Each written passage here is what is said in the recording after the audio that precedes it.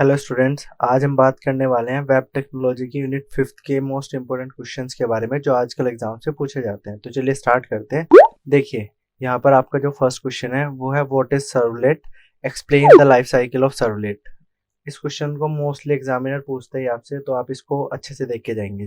जैसे यहाँ पे फर्स्ट पॉइंट में लिखा हुआ है servlet are simple Java programs that run on server, मतलब कि जो सर्वलेट का प्रोग्राम होता है वो बहुत सिंपल होता है और जो रन होता है वेब सर्वर के ऊपर। ठीक है। उसके बाद यहाँ पे सेकंड पॉइंट लिखा हुआ है servlet are most commonly used with HTTP।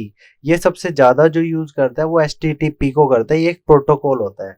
HTTP की फुल फॉर्म होती है hypertext transfer protocol. So आगे लिखा हुआ है so servlet are also called as HTTP servlet. आप सर्वलेट को क्या बोलते हैं, इसका अदर जो नाम होता है वो होता है HTTP सर्वलेट।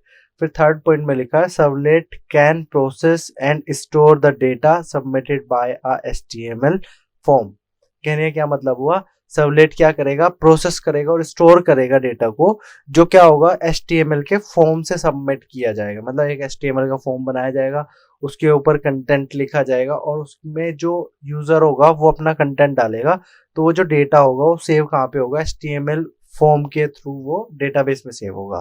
फिर फिफ्थ पॉइंट आपको बोलता है servlet are useful for providing the dynamic content.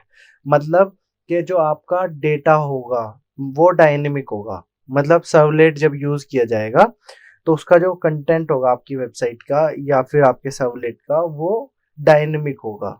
उसके बाद यहाँ पे मैंने लाइफ साइकिल का एक डायग्राम बनाया हुआ है।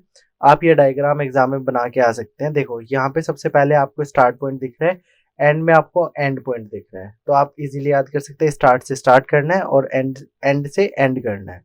उसके बाद आपका एक मेथड चलता है, उसका नाम होता है इनिट मेथड, मतलब इनिशियलाइजेशन आप कर रहे हैं। ठीक है, यहाँ पे लिखा हुआ है लोडिंग एंड इनिशियलाइजेशन। फिर उसके बाद देखो, जब इनिट मेथड अपना इनिशियलाइजेशन कर देगा उसके बाद आपको क्या मेथड कॉल करना पड़ेगा, सर्विस मेथड। पहले आपका इनिशियलाइज हो गया है, फिर आपका सर्विस आ गया है। अब सर्विस के बाद ये देखिए यहाँ पे सर्विस मेथड आ चुका है। सर्विस का मतलब है जो भी आपको सर्वलेट से काम कराना है वो आप इससे काम करा सकते हैं। जैसे आपका काम कंप्लीट हो जाए उसके बाद आप क्या कर सकते हैं, आप उसको फिर डिस्ट्रॉय करेंगे। यहाँ पे लास्ट में लिखा है stages of servlet life cycle. तो फर्स्ट में आप लिखा हुआ मिल रहा है लोडिंग अ सर्वलेट। ठीक है, सबसे पहले आप जो सर्वलेट को लोड करेंगे उसके बारे में मैंने जैसे आपको बताया कि सर्वलेट इनिशियलाइज होगा, तो वो यहाँ पे लिखा हुआ है। उसके बाद आप देखिए फिर आपका क्या होगा, इनिशियलाइजेशन आ जाएगा, फिर आपका हैंडलिंग आ जाएगी, फिर उसके बाद डिस्ट्रॉय हो जाएगा। मतलब जो आपका सर्वलेट होगा उसकी लाइफ साइकिल में ये 4 स्टेप्स तो आएंगे आएंगे। उसके बाद आप देखिए यहाँ पर कैरेक्टरिस्टिक्स ऑफ सर्वलेट लिखा हुआ है, मतलब आपको कैरेक्टरिस्टिक्स बतानी है सर्वलेट की। तो जो आपकी पहली कैरेक्टरिस्टिक्स है उसका पहला पॉइंट आपका यहाँ पे लिखा हुआ है servlet operates on input data that can encapsulate in a requested object. फिर सेकंड पॉइंट में लिखा है servlet respond to a query with data. आपकी जो क्वेरी होगी वो विद डेटा के साथ आपकी क्वेरी को रेस्पॉन्ड किया जाएगा। And data encapsulated in a response object. पहले वाला किसमें था, पहले वाला जो था वो था रिक्वेस्ट ऑब्जेक्ट और यहाँ पर कौन सा हो रहा है वो है रेस्पॉन्स ऑब्जेक्ट। उसके बाद थर्ड पॉइंट पे चलते हैं। थर्ड पॉइंट में आपका लिखा हुआ है servlet can be EJB component to perform business logic functions. मतलब जो भी आपके बिजनेस लॉजिक फंक्शंस होंगे उनके जो EJP के कंपोनेंट्स होंगे उनको कॉल कराने का काम कौन करेगा, servlet. Servlet can call JSP to perform page layout functions. अगर आपको पेज लेआउट फंक्शंस को कॉल करना है JSP में तो भी आप सर्वलेट का यूज कर सकते हैं। Servlet can call other servlets. Servlet दूसरे सर्वलेट्स को भी कॉल कर सकता है, ये भी उसकी एक कैरेक्टरिस्टिक्स है। देखिए आगे देखिए यहाँ पर कुछ कैरेक्टरिस्टिक्स बतानी है आपको सर्वलेट की, ये मैंने ऊपर ही यहाँ पे बता दिया आपको। उसके बाद नीचे एक और क्वेश्चन पूछा गया आपसे जिसमें लिखा how does servlet score over CGI। CGI पे कैसे स्कोर कर सकता है सर्वलेट, वो आपको बताना है। देखिए मैं यहाँ पे पहले सर्वलेट के बारे में आपको बताता हूँ। यहाँ पे फर्स्ट पॉइंट में लिखा प्लेटफॉर्म इंडिपेंडेंस। मतलब प्लेटफॉर्म इंडिपेंडेंस से क्या मतलब है, Java servlet are pure Java function.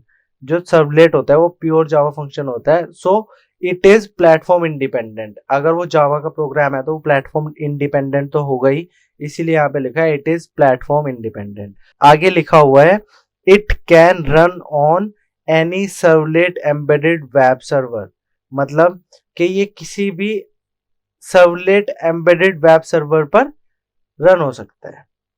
देखिए यहाँ पे सेकंड पॉइंट में लिखा है performance. In case of servlet, initialization takes place very first time. It receives a request and remain in memory.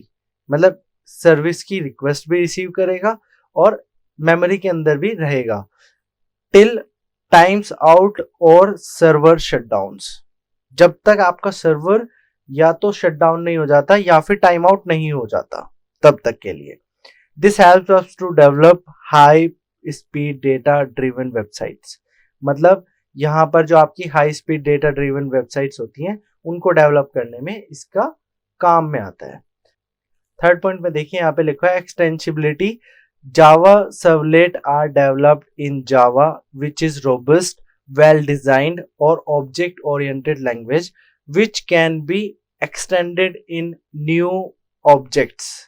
कहने क्या मतलब हुआ, जावा सर्वलेट जो होगा वो डेवलप किया जाएगा जावा के थ्रू, जो कि रोबस्ट है, वेल डिजाइन है, मतलब डिजाइन बिल्कुल वेल स्ट्रक्चर्ड है। फिर आपका ऑब्जेक्ट ओरिएंटेड लैंग्वेज है जो क्या कर सकती है, न्यू ऑब्जेक्ट्स को क्रिएट कर सकती है, एक्सटेंडेड कर सकती है। फिर फोर्थ पॉइंट देखिए यहाँ पे लिखा है safety. Java servlet provides a very good safety features like memory management, exception handling and emerged as a very powerful web server extension. यहाँ पे क्या होगा, मेमोरी मैनेजमेंट आपको इजीली प्रोवाइड किया जा सकता है सेफ्टी पर्पसेस के अकॉर्डिंग, और साथ में एक्सेप्शन हैंडलिंग वगैरह आप यहाँ पे इजीली कर सकते हैं। फिर आप फिफ्थ पॉइंट देखिए लिखा हुआ है secure. Servlet are server side component so it inherits the security. Third question आपका आता है write a short note of session tracking, explain cookies with its advantages and disadvantages, also give its type. मतलब आपको सबसे पहले session trekking बताना है, फिर आपको एक्सप्लेन करना है कुकीज, और उसके बाद आपको एडवांटेजेस और डिसएडवांटेजेस भी बताने हैं और फिर उसके टाइप्स भी बताने हैं। देखिए सबसे पहले आप सेशन ट्रैकिंग देखिए क्या होता है। Session tracking is a way to maintain state of a user. आपको एक यूजर की स्टेट को मेंटेन करके रखना है। It also known as session management in servlet. आप इसे सर्वलेट के अंदर सेशन मैनेजमेंट के नाम से जानते हैं। Second point, it is use to recognize the particular user.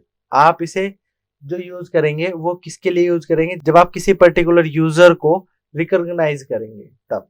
Third point आपको कहता है each time user request to the server, server treats the request as a new request. मतलब कि जब भी आप सर्वर से रिक्वेस्ट करेंगे तब सर्वर आपकी रिक्वेस्ट को हर बार न्यू रिक्वेस्ट की तरह ट्रीट करेगा और मेंटेन करेगा, और जो यूजर की स्टेट होगी उसको ये मेंटेन करके रखेगा with the help of session tracking techniques to recognize a particular user.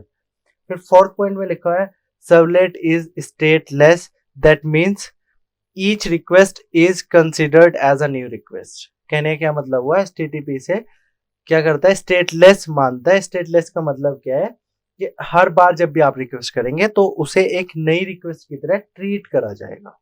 यहाँ पे आप देख सकते हैं सबसे पहले आप देखेंगे रिक्वेस्ट हुआ, न्यू रिक्वेस्ट, फिर वहां से एक रेस्पॉन्स आया आपके पास। अब रेस्पॉन्स आने के बाद जब आपने सेम सिस्टम से सेम यूजर्स ने सेम रिक्वेस्ट को दोबारा सर्वर के पास भेजा है यहाँ पर, तो यहाँ पर जो सेकंड वाली रिक्वेस्ट है उसको भी एज अ न्यू रिक्वेस्ट माना जा रहा है। हालांकि आप कितनी बार भी उस चीज को सेम चीज को रिक्वेस्ट करते रहें, बट जो आपका यूजर होगा वो क्या करेगा, आपकी जो रिक्वेस्ट होगी उसको हर बार न्यू की तरह ट्रीट करेगा। अच्छा, जो सेशन ट्रैकिंग होती है उसको करने की 4 टेक्निक्स होती हैं। पहली टेक्निक आपकी कुकीज, फिर आपकी हिडन फॉर्म फील्ड्स, उसके बाद है आपकी यूजर रीराइटिंग, और फिर लास्ट है आपकी एचटीटीपी सेशन। आगे देखते हैं, यहाँ पे लिखा कुकीज। अच्छा, अभी मैंने एक टेक्निक बताई थी आपको, पीछे 4 टेक्निक्स मैंने आपको बताई हैं, उसमें से एक होती है कुकीज। तो कुकीज को देख लेते हैं, मोस्ट इंपोर्टेंट है, मोस्टली टाइम पेपर में पूछा जाता है। कुकीज क्या होता है? Cookies is a key value pair of information sent by the server to the browser which is saved in a client computer। क्या होगा ये एक वैल्यू पेयर्ड होगा जो क्या करेगा, आपके डेटा के साथ अटैच हो जाएगा और आपके ब्राउजर में आके क्या होगा, सेव हो जाएगा। और फिर जब आप न्यू रिक्वेस्ट करेंगे तो क्या होगा, जो कुकीज होगी वो उस रिक्वेस्ट के साथ जाएगी, जिससे जो आपका सर्वर होगा उसे पता चल जाएगा कि सेम ही यूजर बार बार एक्सेस कर रहा है। जैसे आप एग्जांपल से देखिए, यहाँ पे मैंने पहले बार रिक्वेस्ट की, सर्वर के पास कोई रिक्वेस्ट गई, सर्वर ने एक कुकीज बना के इसके पास वापस सेंड कर दी है। अब जब वो नेक्स्ट टाइम रिक्वेस्ट कर रहा है तो वो जो रिक्वेस्ट है उसको पहले से पता है कि सेम रिक्वेस्ट दोबारा की जा रही है, इसीलिए उसमें क्या ऐड होके आ रहा है, कुकीज ऐड होके आ रहा है। तो यहां पर होगा क्या, जो इंफॉर्मेशन होगी उसके साथ आपकी कुकीज ऐड होके आ जाएंगी क्लाइंट के कंप्यूटर में। ठीक है, आगे इसकी कुछ वर्किंग लिखी हुई है, जैसे मैंने अभी आपको समझाया, ये सारी वर्किंग लिखी हुई है। आगे आप देख सकते हैं जो कुकीज होती है दो तरह की होती है, एक होती है नॉन परसिस्टेंस कुकीज और एक होती है सेकंड वाली होती है आपकी परसिस्टेंस कुकीज। पहली जो आपकी होती है नॉन परसिस्टेंट कुकीज, इसमें क्या होता है, it is valid for a single session only, it removes each time when user close the browser. For example आप अपने ब्राउजर को कट कर देते हैं, तो कुछ वेबसाइट्स होती हैं जो क्या करती हैं, आपकी जो यूजर की लॉगिन हो रखा है उसको तभी लॉग आउट कर देती हैं। जैसे आप कोई गवर्नमेंट फॉर्म भरते हैं तो वहां पे अगर यूजर नेम और पासवर्ड आपसे मांगा गया है और आप ब्राउजर को कैंसिल कर देते हैं तो आपका जो लॉगिन होता है वो रीलॉगिन आपको करना पड़ता है। बट मोस्टली टाइम आपने देखा होगा नॉन परसिस्टेंट कुकीज पे हम काम करते हैं। कैसे, देखो पहले यहाँ पे परसिस्टेंट कुकीज में लिखा हुआ क्या है, it is valid for multi sessions. ठीक है, बहुत सारे सेशंस के लिए वैलिड रहती है। It is not removed each time, ये हर बार रिमूव नहीं होती है। When user close the browser it is remove only if user log out और साइन आउट। जैसे आपने फोन में देखा होगा, जीमेल की आईडी आपने फोन में ओपन कर रखी होगी, या फिर आप कोई भी आईडी ओपन कर सकते हैं फोन में। मे बी आप iCloud चलाते हैं, iCloud.com वाला आप जीमेल चलाते हैं, या फिर आप अदर कोई हॉटमेल चलाते हैं, कोई भी अदर ऐसा जो आपको मेल सर्विसेज प्रोवाइड करते हैं, वो लोग क्या करते हैं, आपको परसिस्टेंट कुकीज में वो लोग आपको क्या करते हैं, परसिस्टेंट कुकीज में चीजें देते हैं, जिससे क्या हो कि आपका जो सेशन है वो बार बार लॉग आउट ना हो। ठीक है, आपके मोस्टली टाइम फोन में आपकी जो ईमेल आईडी होती है वो सेव रहती है। अब देखिए यहाँ पे जो एडवांटेजेस है कुकीज के, वो होता है सिंपलेस्ट टेक्निक का यूज किया जाता है फॉर मेंटेनिंग द स्टेट। और सेकंड जो पॉइंट है वो बोलता है आपको cookies are maintained at client side, मतलब क्लाइंट के कंप्यूटर में वो सेव रहती हैं। फिर डिसएडवांटेजेस है यहाँ पे, फर्स्ट पॉइंट यहाँ पे आपको बोल रहा है it will not work if cookies are disabled from the browser. अगर आपने ब्राउजर में कुकीज को डिसेबल कर रखा है तो ये वर्क नहीं करेगी। सेकेंड पॉइंट आपको बोलता है only textual information can be set in cookies object, मतलब आप कुकीज के ऑब्जेक्ट में सिर्फ जो टेक्सचुअल इंफॉर्मेशन होगी उसी को सेव कर सकते हैं। फिर आप फोर्थ वाला क्वेश्चन देखिए, यहाँ पे लिखा हुआ what is the difference between session and cookies. Cookies और सेशन के बीच में आपको डिफरेंस बताना है।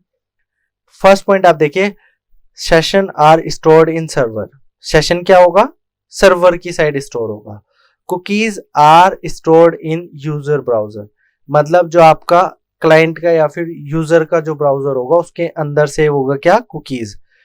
फिर सेकंड पॉइंट में यहाँ पे देखिए आप लिखा हुआ है session is available as long as the browser is open, user can not disable the session. यहाँ पे लिखा हुआ है जब तक सेशन अवेलेबल रहेगा, जब तक आपका ब्राउजर ओपन है, और सेशन को यूजर डिसेबल नहीं कर सकता है। इधर देखते हैं, कुकीज में लिखा हुआ है cookies can keep information in the user browser until deleted by user और set as per the timer. या तो उसमें टाइमर के अकॉर्डिंग सेट किया गया हो, या फिर ब्राउजर को यूजर ने कैंसिल कर दिया हो या फिर डिलीट कर दिया हो, है ना। तो तब क्या होगा, आपकी जो कुकीज होगी वो इंफॉर्मेशन सेव नहीं रख पाएगी। फिर थर्ड पॉइंट देखिए, it will be destroyed if we close the browser. यहां पर सब कुछ डिस्ट्रॉय हो जाएगा अगर आपने ब्राउजर को कैंसिल कर दिया है। यहाँ पे देखिए, it will not destroy even if we close the browser. अगर हम ब्राउजर क्लोज भी कर देते तब भी आपका क्या होगा कि आपका जो कुकीज होगा वो डिसेबल या डिस्ट्रॉय नहीं होगा। फिर यहाँ पे देखिए, it can store any object, ये किसी भी ऑब्जेक्ट को सेव कर सकते हैं। Cookies can only store string, मतलब अब मैंने आपको ऊपर भी बताया था यहाँ पे कि टेक्सचुअल इंफॉर्मेशन को रखता है, तो वही बात यहाँ पे हो रही है कि ये सिर्फ स्ट्रिंग वाले ऑब्जेक्ट्स को रखता है, मतलब जिसमें अल्फाबेट्स वगैरह लिखे होते हैं उन सारी इंफॉर्मेशन को सेव करते हैं। फिर 5th पॉइंट पे चलते हैं। यहाँ पे लिखा है session can not be same for future reference. मतलब सेशन फ्यूचर रेफरेंस में भी सेम हो भी सकता है, नहीं भी हो सकता है, कंफर्म नहीं है। But we can save cookies for future reference. हम फ्यूचर रेफरेंस के लिए कुकीज को सेव कर सकते हैं कंप्यूटर में। आगे चलते हैं। फिर यहाँ पे कंपैरिजन लिखा हुआ है जेएसपी और सर्वलेट के बीच में। एक्सप्लेन करना है life cycle of JSP page और विद अ सुटेबल एग्जाम्पल। मतलब सुटेबल आपको एक डायग्राम बनाना है और कुछ टैग्स बताने हैं जेएसपी के। तो चलो दोनों के एग्जाम्पल्स देख लेते हैं। सबसे पहले हम डिफरेंस देख लेते हैं। तो डिफरेंस में लिखा हुआ है JSP is a protocol dependent, ये प्रोटोकॉल पर डिपेंडेंट रहेगा। Servlet is protocol independent, servlet is protocol independent, ये इंडिपेंडेंट रहता है। सेकेंड पॉइंट इधर लिखा है it can handle only HTTP और एचटीटीपीएस प्रोटोकॉल। ये क्या करेगा, हैंडल करेगा एचटीटीपी और एचटीटीपीएस प्रोटोकॉल को। यहाँ पे आप देखिए, यहाँ पे लिखा है it can handle any type of protocol. ये जितने भी प्रोटोकॉल्स होते हैं सबको हैंडल करता है, जैसे एफटीपी, यूडीपी, एचटीटीपी, बहुत सारे प्रोटोकॉल्स होते हैं जिनको हैंडल करता है। फिर इधर थर्ड पॉइंट में लिखा है time taken to generate response for first request is more. मतलब यहाँ पे जो फर्स्ट टाइम रिक्वेस्ट की जाएगी उसमें थोड़ा टाइम लगेगा। इधर देखिए time taken to generate response for first request is less. यहाँ पर जो टाइम टेकन है वो कम लगेगा जब आप फर्स्ट टाइम रिक्वेस्ट करेंगे। फिर इधर देखिए JSP is scripting language which can generate dynamic response. मतलब जेएसपी एक स्क्रिप्टिंग लैंग्वेज है जो जनरेट कर सकती है डायनेमिक रिस्पॉन्स को। यहाँ पे आप सर्वलेट देखिए, servlet is a Java program which can generate dynamic response. यहाँ पर जो सर्वलेट होगा वो एक जावा का प्रोग्राम होगा जो जनरेट करेगा डायनेमिक रिस्पॉन्स को। इधर देखिए, इधर लिखा हुआ है it is easy to code. यहाँ पर आप कोड लिखना बहुत इजी है, यहाँ पर आपका जो कोड लिखना है वो थोड़ा हार्ड रहता है। आगे देखिए, यहाँ पर लाइफ साइकिल को अगर आपको याद करना है तो आप याद रखिए सबसे पहले सर्वलेट की लाइफ साइकिल। अभी सर्वलेट की लाइफ साइकिल में कुछ मेथड्स थे, जैसे init method, service method, destroy method. यहाँ पर जब आप जेएसपी में यूज करते हैं तो उसी इनिट मेथड के आगे आपको क्या लिख देना, जेएसपी। ऐसे ही सर्विस मेथड के आगे आपको क्या लिख देना, जेएसपी। इधर भी आपको सर्विस मेथड के आगे डिस्ट्रॉय मेथड के सामने क्या लिख देना है, जेएसपी। ये तो डायग्राम वही डायग्राम है जो आपने ऑलमोस्ट सर्वलेट में देखा था, थोड़ा सा चेंजेस है जेएसपी में लिखा हुआ है आगे। ऊपर आप देख सकते हैं यहाँ पर दो फेजेस भी आपको देखने को मिल रहे हैं। पहला है आपका ट्रांसलेशन फेज, जिसमें आपको जेएसपी पेज से सर्वलेट फाइल में आपको ट्रांसफर करना पड़ रहा है चीजों को, और उसके बाद जो सर्वलेट की जो फाइल है उसको आपको सर्वलेट की क्लास में कन्वर्ट करना पड़ रहा है, जिसे आप बोल रहे हो कंपाइलेशन फेज। ठीक है, दो तरह का फेज है यहाँ पे, एक ट्रांसलेशन फेज, दूसरा है कंपाइलेशन फेज। यहाँ से आपको सबसे पहले जेएसपी फाइल बनानी है, फिर सर्वलेट फाइल बनानी है, सर्वलेट फाइल के बाद आपको सर्वलेट क्लास बनानी है। उसके बाद आप जेएसपी के इनिट मेथड को एक बार कॉल करेंगे, इधर लिखा हुआ भी है कॉल्ड वंस। उसके बाद आप सर्विस मेथड को कॉल करेंगे। जब तक आपकी रिक्वेस्ट आ रही है, मल्टीपल रिक्वेस्ट भी अगर आपकी आ रही है, तब तक आप इस सर्विस मेथड में रहेंगे। उसके बाद जब आपको डिस्ट्रॉय करना होगा तो आप एक बार ही कॉल करेंगे डिस्ट्रॉय मेथड को, और उसके बाद ये डिस्ट्रॉय हो जाएगा। अच्छा, अगर आपको इनके बारे में कुछ थ्योरीज वगैरह देखनी है तो आप यहाँ से पढ़ सकते हैं। आगे भी मैंने यहाँ पे भी इनकी सारी थ्योरी लिखी हुई है। लास्ट में आपको मैंने आपको बताया था कि कुछ आपको एक्शन टैग याद रखने हैं। जैसे अगर आपको यहाँ पर जीएसपी के अंदर कुछ टैग्स लिखने हैं तो आप कैसे लिखेंगे, पहले एंकल ब्रैकेट लगाएंगे, फिर आप लिखेंगे जीएसपी, फिर आप यहाँ पर यूज बिन लिख देंगे और फिर एंकल ब्रैकेट को बंद कर देंगे। वैसे आपको कुछ प्रॉपर्टीज का अगर यूज करना है तो आप सेट प्रॉपर्टी का यूज कर सकते हैं। वैसे आप यहाँ पे इंक्लूड का यूज कर सकते हैं, एट्रीब्यूट का काम कर सकते हैं, साथ में आप बॉडी का भी यूज कर सकते हैं। ठीक है, तो यहाँ पर ये जो सारे टैग्स हैं, ये कौन से टैग्स हैं आपके, ये आपके जेएसपी के एक्शन टैग्स हैं। आज मैंने 5th यूनिट को भी कंप्लीट कर लिया है। तो अब आपको अगर पहले वाली जो वीडियोस है वो नहीं मिली है, unit 1st, unit 2nd, unit 3rd, unit 4th, आपको अगर उन यूनिट्स की जो वीडियोस है वो नहीं मिली है तो आप मेरे चैनल पे जाके आप उसे देख सकते हैं। वो सारी वीडियोस भी आपकी हेल्प करेंगे एग्जाम में। सेकेंड थिंग, आप चैनल को लाइक, शेयर एंड सब्सक्राइब कर सकते हैं। Thank you so much.